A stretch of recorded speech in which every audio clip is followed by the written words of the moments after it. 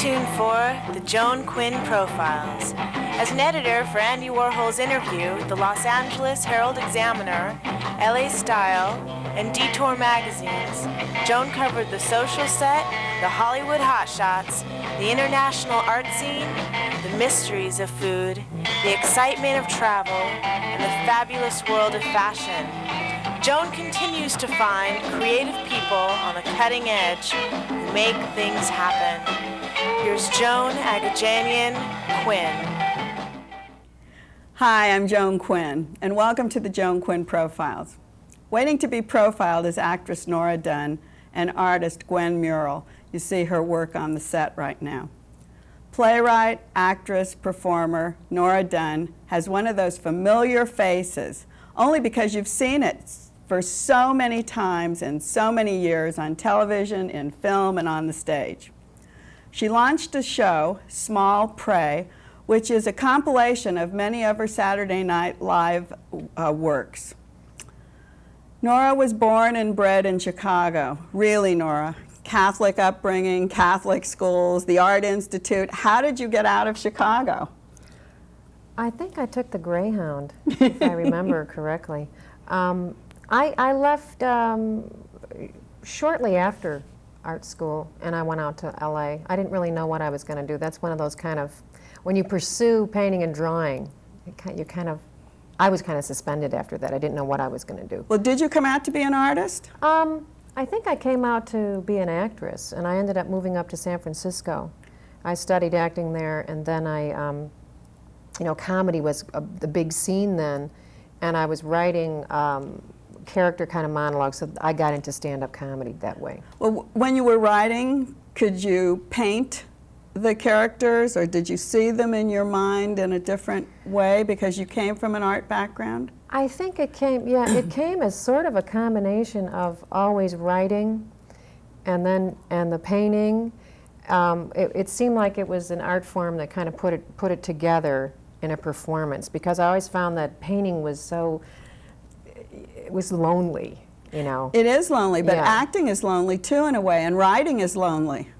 Yeah, I think the immediacy of performing is tantalizing, you know, when you get up there and you're doing your stuff and you're saying what you want to say, you're saying you're writing, you're getting that immediate response. And I think that's pretty much why I got hooked into it. When you were in San Francisco, that happened? Uh-huh. Were you on stage alone? Yeah. Were you doing was it stand-up more or less? Yeah, really? I mean, I kind of blended the two so that I could survive in the medium.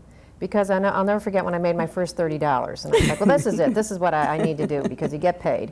But I did monologues, wrote monologues for myself, and then I incorporated the characters in.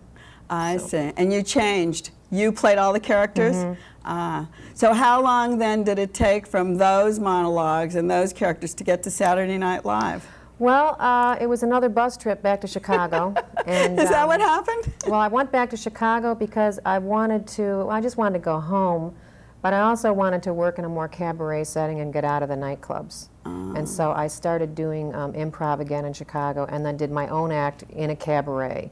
In Chicago? Yeah. But was it better? Is cabaret better there, or just because you knew Chicago? Well, I thought there was what was narrow, I think, in San Francisco was that it was a stand-up comedy scene, and I felt a little kind of smothered in that. It wasn't quite right for me. Chicago is really a theater town.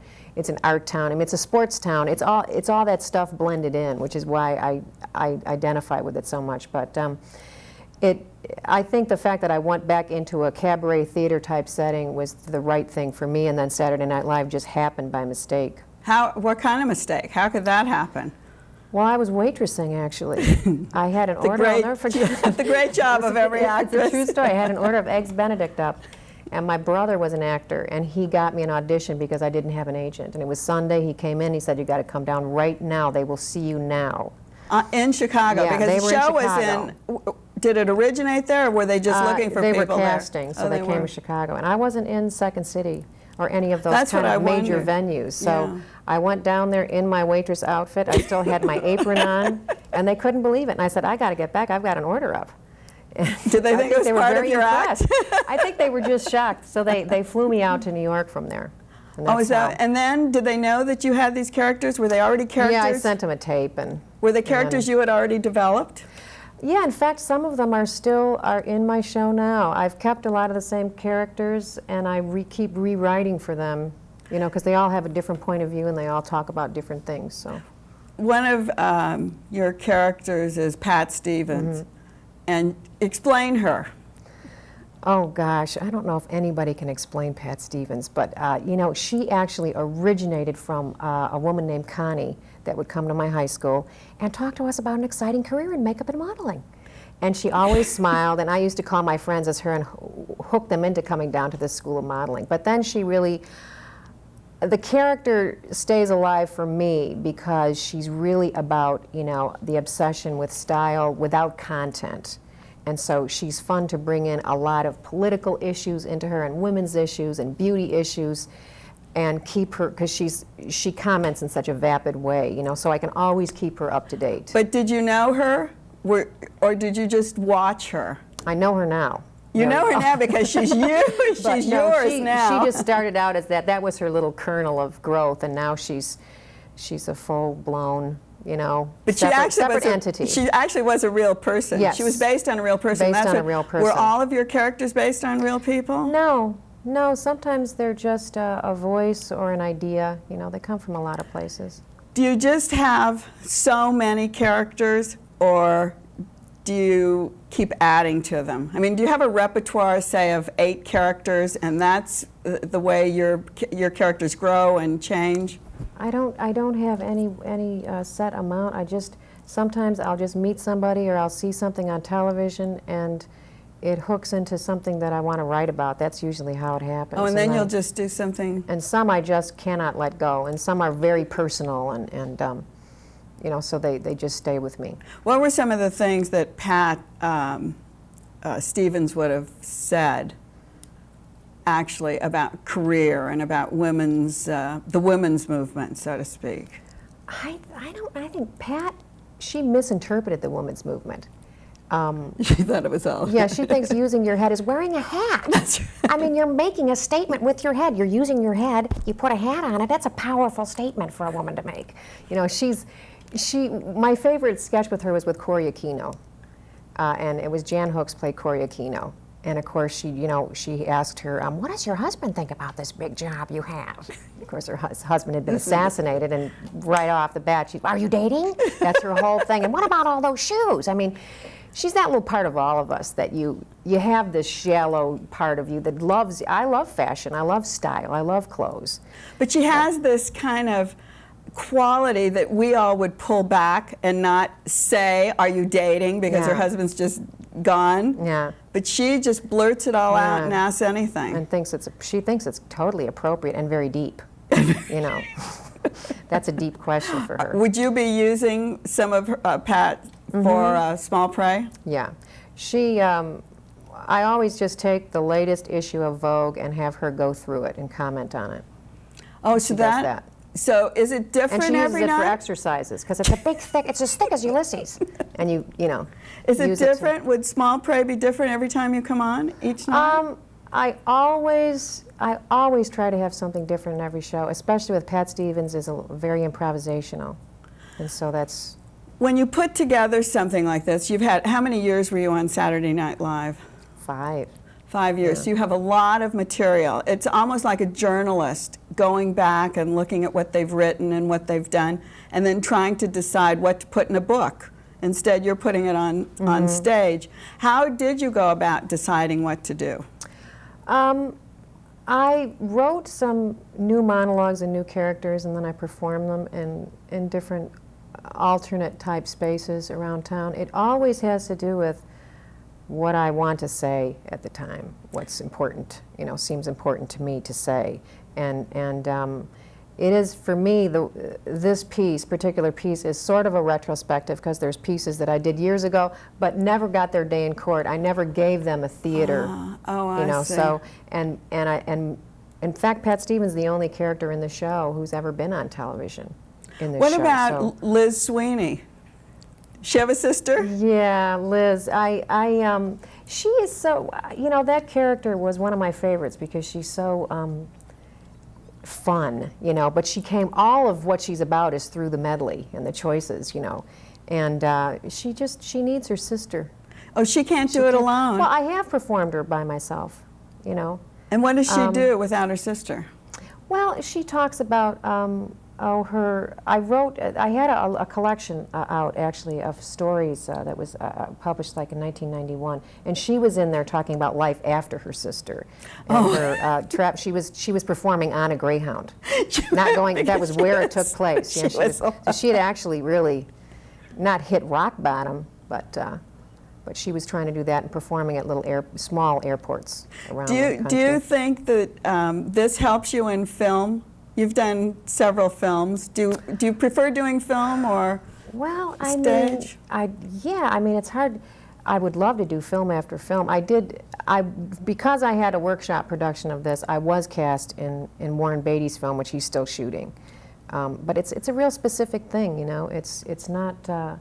The piece stands on its own. It's not a showcase, really. It really is a theater piece. But you were in Working Girl and Miami Blues and many films, but it doesn't seem like you're like really a film person. No, I think I've always gone after performance much more than film because it is limiting. I mean, for everybody, but especially for women, the amount of roles available. It seems like every time I read about something that you're doing, like you did some readings, spoken interludes. What did that consist of, and where were those readings? They take place once a month, and sometimes twice a month, at a place called Fix in Hollywood. And it's 3 writers read their short stories, and then there's dinner, and it's a wonderful evening, and it's a sort of salon. Delaney Michelle is the originator of it, and she wanted it to be storytelling and then mingling, and it really has worked out that way. And it gives you a chance, because I do write short stories. It gives you a venue to see how they work and read them out loud. Do you live on both coasts now? No. No, I don't. I just live here. You live here? Where do you like to hang out when you're here? Well, at home, I live up in Topanga, up in the mountains, and I pretty much hang out on my patio. Do you? Up there, yeah. Yeah. You have these kind of cats around? I do. We've got several cats, wild and otherwise. So.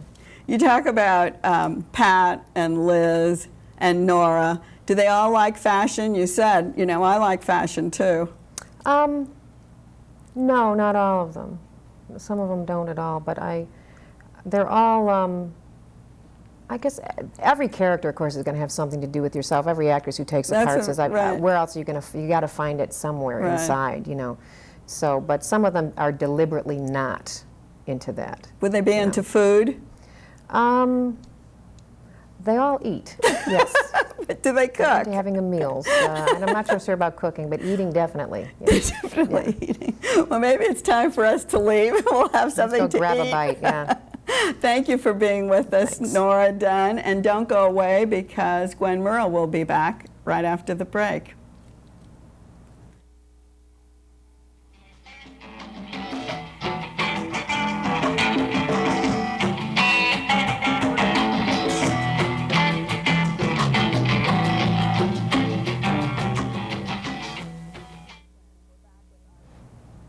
Hi, I'm Joan Quinn, and we're back with artist Gwynn Murrill, who was born in Michigan and raised in San Diego.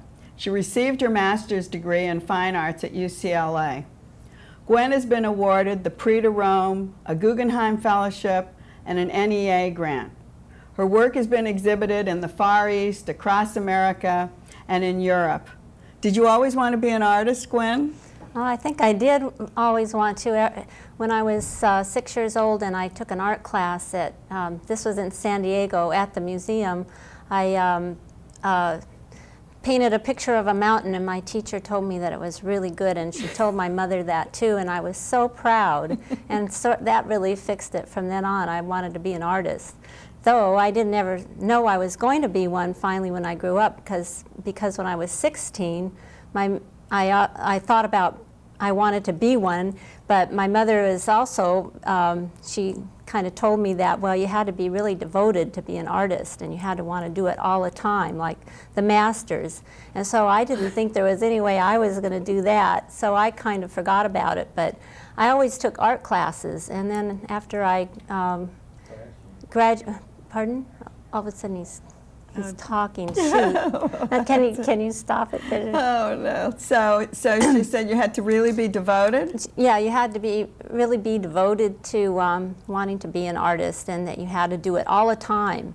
And so I was a teenager, and of course didn't think about doing anything like that all the time. And I thought about boys and other things were more important than art. But as I grew older, I kept always taking art classes, and then even after college, when I decided to try to be a secretary instead of being an artist, because I wanted to make money, because that's, you can't make money as an artist. Right.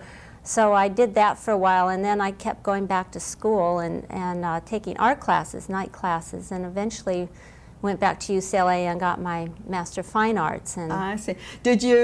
Were you painting or sculpting at the time? Oh, I was a painter, actually.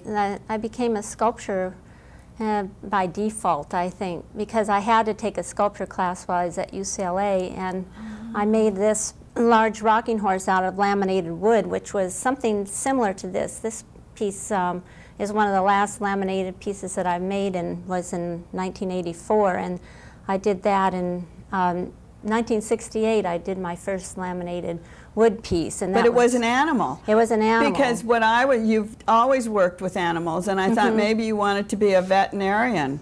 It's it never occurred to me to be a veterinarian, because that was more about science than animals. Or an animal trainer. But yeah, I had a girlfriend who was an animal trainer, but that didn't occur to me either.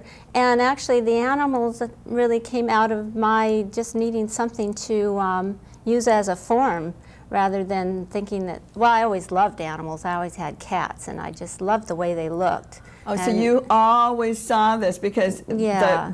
You do cougars, cats, anything in the cat family. Right, you do a lot anything. of animals in the cat family, but you also do birds. I do birds, and I do dogs, and coyotes have been a favorite of mine. There was a series that goes along with this one of coyotes. This wood happens to be koa wood, and I made it in Hawaii, and I made 3 or 4 coyotes that were part of this group. What's the difference in the kind of woods you use? I don't know Do you exactly. use different kinds of woods? I use, whatever. It's in the beginning, it was whatever I could get a hold of, which happened to be what I call construction site wood, which is wood that's been strewn around at a construction site. And you can use that to make? I used that and glued it all together, and then I carved the form with a big sander. Oh. And I kind of made that style up, because I didn't know what I was doing exactly when I was taking the class. And my teacher, who was John McCracken, who's a very minimalist sculptor, he said, go ahead and do whatever you want. So I took his class 3 times so that I could make this one big sculpture, which happened to be a rocking horse made out of laminated wood, which was the first piece. And then I worked in wood for the next 10 years. Then how did you research the animals? Cats, of course, you had around the house, so you could see what they were doing. Did you have to research the specific body parts of your animals? Well, I just look at photographs and go to the zoo and see animals at the zoo. That time when I was using a rocking horse, I just kind of winged it. I was just guessing at what I thought it looked like. And I always loved horses. I was one of those girls that loves horses and had to ride a lot. So I've just liked all those animals. And I'll sculpt any animal, actually. I mean, anything that I start to think up to do something. We have a wood piece on the set, and what happens to your animals, I've noticed over the years, is they start to become very simplified. They don't actually have a face, but there's a face there. They don't actually have paws, but you can see the paws. Does the public react to that in any way? Well, I think that they seem to accept it. There's some people that say that they wish that it had eyes and and fur, but I said the reason that it doesn't is because I'm trying to abstract the animal and just look at the form rather than the specific personality of the animal. So that's why I've not done that. And I noticed that other live animals, when they see these animals, they react to them as if they were real until they get close to them. So they really notice the form. The form. Is there a mystery about it? I mean, do you hide something within these animals rather than giving the public everything? Does the public feel cheated? They're not getting everything? Well, I hope not. I mean, I don't really know. It just probably depends on the person, but I feel that I'm giving them more, you know, more than just the animal. I'm giving them what I consider really good form and abstract form. I consider these abstract sculptures, actually. And because I just use the animal form as an idea of where to take off from, and the way I happen to work, they sometimes look more real than they would if they had more realistic features. You've gotten a lot of commissions, I know, in the Ronald Reagan State Building, the California Arts Commission, and I was sitting on that committee at the time, gave you a commission for a sculpture in the lobby, and you did two giant cougars. I mean, huge. Tell us how big they were and how it fit into the lobby. They were just one standing cougar and one sitting cougar up on a platform. Each one had a platform, and the standing one is about 12 feet long by about 6 feet tall. Had you ever made anything that big before? No, that was the first time. I guess because I had a commission that I wanted to make, you know, use the money to make the biggest thing that I could. I mean, and there was a lot of other artwork in that lobby, and the lobby was really very large, so I felt it could really take that big of a piece. Did you have any complications, or once you started with, did you have to find a foundry, first of all, that could accommodate that? Well, that was difficult. I had found a foundry up in San Jose, California that did it, and they had a lot of trouble actually making it, and I had to go up there and stay for a couple of weeks while they were working on it because they couldn't get certain things right about it. But we finally did get it together. And it looks great. Yes. So another commission that is a recent commission is an eagle at the American Embassy in Singapore. And how did that come about? Well, that came about actually through an art consultant in San Francisco.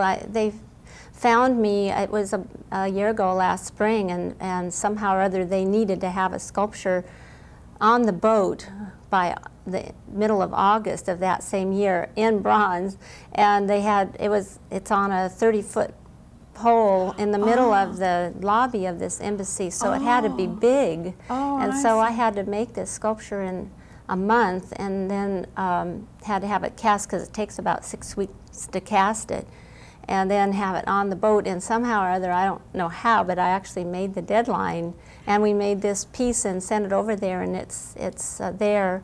And that's great. I just came back from Malta, and there's an American embassy just outside of Valletta, which is the walled city, and the Knights of St. John, the story goes, came and protected the island of Malta, and the Grand Masters, the people on Malta, said that the Knights could stay there, but the payment was 1 falcon a year. Oh, really? So I was thinking that it would be wonderful for you to make a Maltese falcon, and put it at our American embassy there. Oh, yeah, that would be that would be something that I'd like to do.